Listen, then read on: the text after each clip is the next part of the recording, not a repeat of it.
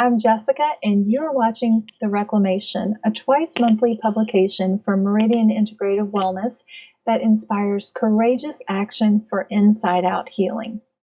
Healthing up your holiday meals is definitely a choose-your-battles type of endeavor. In reality, it's a couple of meals at most, so who says that you have to make over your recipes at all? A day here and there of not so great for you eating is not going to kill you, and it doesn't even have to set you back if you don't let it. The problem is that once you've perceived that you've gone off the deep end, it's often really hard to reel it back in. This all or nothing mentality is something that I've struggled with and that many of my clients do too. So here's your invitation to join me in not participating in the all or nothing thinking around your food choices this year. My goal here today is to share two things. First, how to decide what to keep on your menu as is and what to try to give a healthy-ish makeover to. And then second, what ingredients you can substitute for common gut irritants like dairy, grains, and more. So first things first, how do you go about deciding what to keep on your menu simply for tradition's sake and what to try to give a healthy-ish makeover to? Joy and ease should be front and center in your mind with this. When you think back on holidays past, are there certain dishes that just scream nostalgia or things that you simply don't get at any other time but the holidays? Which of those brings you the most joy? What are your top non-negotiable, possibly very unhealthy holiday dishes that are just simply here to stay? I'll share mine. And I'd like to preface this by saying I can cook. I'd put my culinary skills up against almost anybody. So you'd probably think that my own non-negotiable dish for the holidays would be something complex and sophisticated. No. What I look forward to the most and what brings my taste buds the most joy during the holidays is green bean casserole.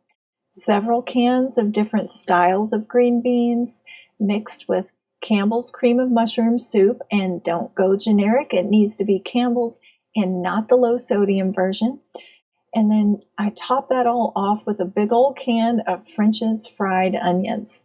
I've never even attempted healthing up this recipe, if you want to call it that, and I never will because it's my favorite and it's perfect just the way it is. Deviled eggs are my number two, and I have helped those up without any complaints from my family just by swapping out Miracle Whip for avocado mayo. Now, I'm down $10 because that avocado mayo is expensive, but I'm not having lingering side effects from big doses of soybean oil and high fructose corn syrup. So that's a total win in my book. Thinking ahead to the meals that you'll consume this month, consider some of the following very simple substitutions. Zucchini noodles or spaghetti squash instead of pasta. Coconut aminos instead of soy sauce. Coconut, almond, or cashew milk instead of cow milk. Full-fat coconut cream, the kind in a can, instead of creamer. Bone broth or bone stock instead of wine. Ghee, that's clarified butter. Coconut oil or olive oil instead of regular butter or margarine. Cauliflower rice instead of regular rice. Coconut or almond flour or even almond meal instead of wheat flour. And then if you're needing a thickening agent, try arrowroot powder instead of cornstarch.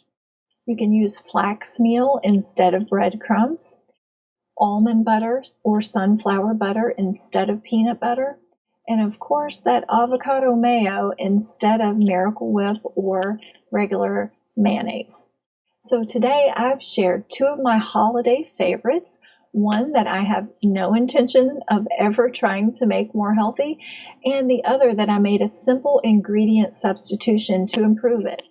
Hopefully, that's led you to think about which dishes bring you the most joy and maybe some possibilities for giving them a healthy-ish makeover.